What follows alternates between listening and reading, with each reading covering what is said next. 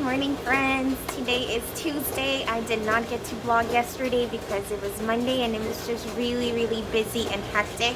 For my highlights, yesterday I did have something happen to me that hasn't happened before. I was meeting with a couple of my students at my small group table.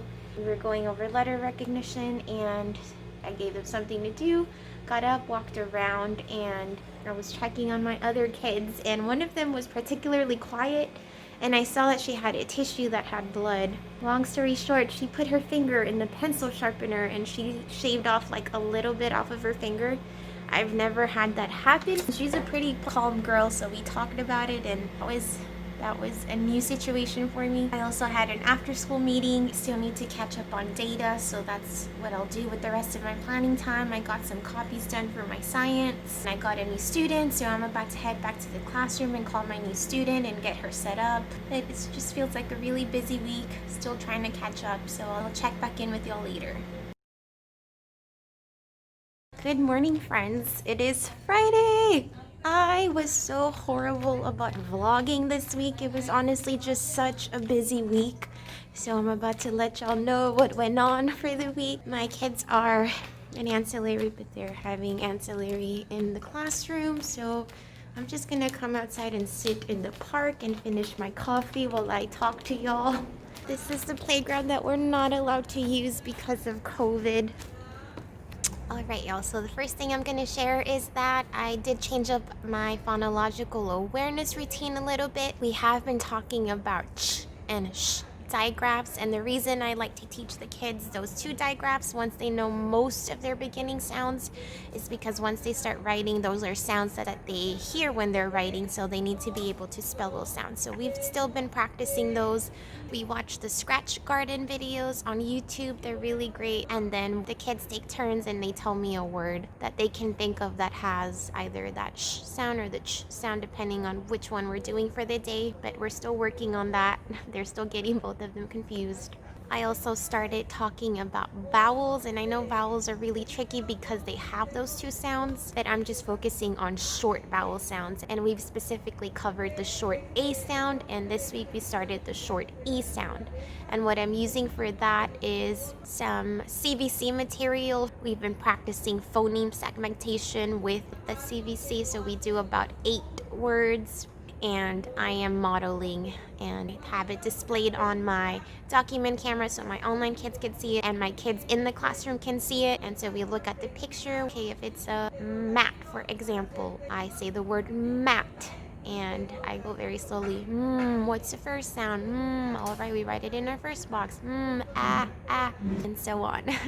We are just getting started in practicing the phoneme segmentation. I know it's going to take a lot of practice. So once we do the phoneme segmentation together, then we go back to our notebook and I pick 3 words from each word family that we covered. And this time without the picture, I tell them, okay, we're going to write our word nap. Help me spell the word nap. Then we write a couple of sentences. I'm pushing them to do their sight words. So this week we did the sight word the and is, and last week they did the sight word see and can. We have been writing sentences with I can see the, and then we pick a CVC word. Went ahead and put some charts in their yellow folders. My kids that are working on their sight words, I put the first 25 words that we're learning so they can reference those words if they need to, as well as a digraph chart. I gave everybody a number chart as well from 1 to 20, and I included dice. I need to share that on my Teachers Pay Teachers. I want to share that for free just because it's something that I needed for my kids and I couldn't find anything. But it was really neat,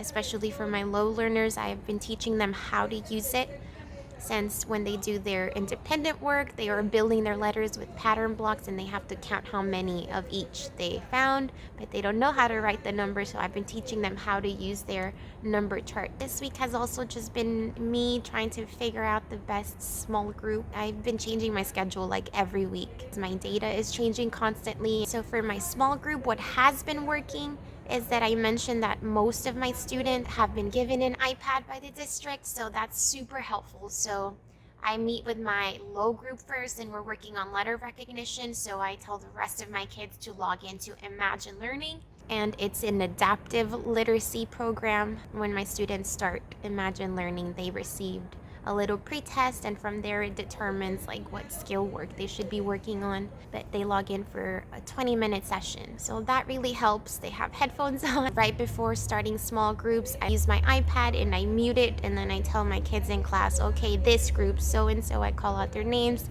you are logging into Imagine Learning, and then so and so, you are going to be doing our letters together. And then I'll keep my low online group kids online, and I'll log off my other kids as well to do Imagine Learning. I just make it very clear, this is the work that you're doing. What do you do if you finish this work? Okay, this work. You do not call me right now. I cannot help you.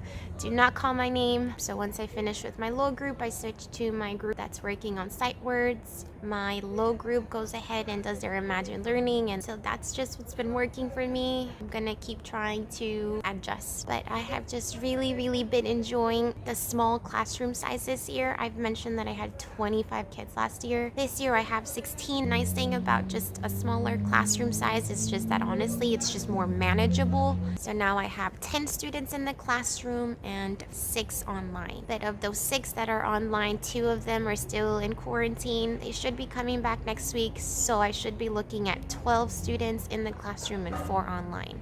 It's been nice to have more just one-on-one time with the students in the classroom, and really just with conversations, because most of my students are English language learners. Like, I just love talking to them. They're so funny. That reminds me that I have I think a really funny story. Earlier this week I was cleaning my glasses, so I took them off, and it's always really funny to see my kids looking at me without my glasses. So like as soon as I took them off, one of my little girls was like, "Oh, you don't look beautiful." And it cracked me up. And I was like, "Oh, do you mean I look different?" And she was like, "Yeah, you look different." All right, we have some friends coming out, but I'm about to wrap it up anyway. Next week is gonna look really different. We have GT testing. It's something that we do in the district. So the kinder kids will be testing 3 days. I need to look at the schedule, honestly. I think it will be 1 morning session, 1 afternoon session. There's like 5 or 6 different parts of the test. I think my planning time is over, so let me run back to my classroom. Hey friends, it's Friday.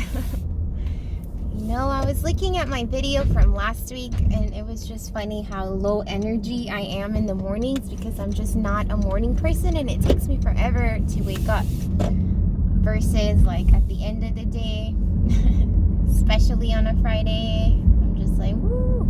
But I'm leaving school right now. I'm going home, and I just want to share a few more things about this week. I was having tech issues this week, which has not happened to me. I have mentioned that I use an iPad. I sign into my laptop so I can screen share my document camera through there. And then I log in on my iPad so I can see and hear my online kids.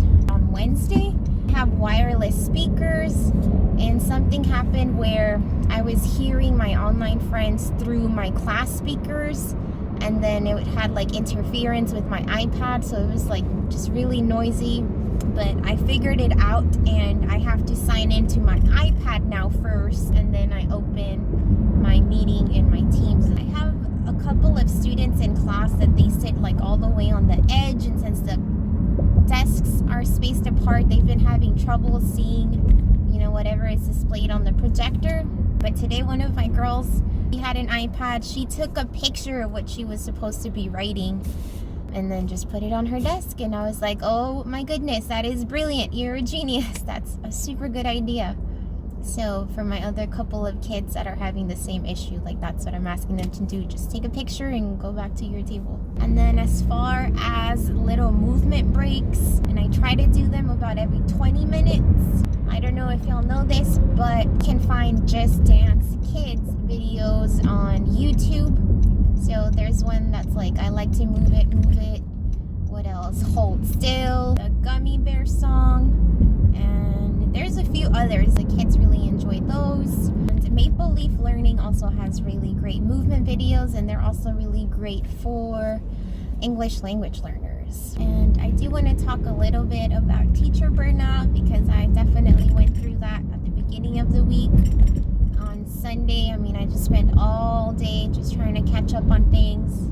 On Monday, when I came back to school, like all the stuff that I had printed. Like, I still needed to prep it, and so I stayed late on Monday, and then I was still trying to catch up on Tuesday. But my point is, I definitely burnt myself out at the beginning of the week, and then Wednesday, yesterday, and today, like, I just left school right away. I had no more energy. I am trying really hard not to take any work home. If I do take work home, like, I just try to do it again on Sundays, especially like if it's printing and laminating. I like to do that at home on Sundays. And if I stay after school, I'm trying not to stay like past 6 o'clock. Make sure that you are establishing your own boundaries, whatever they are.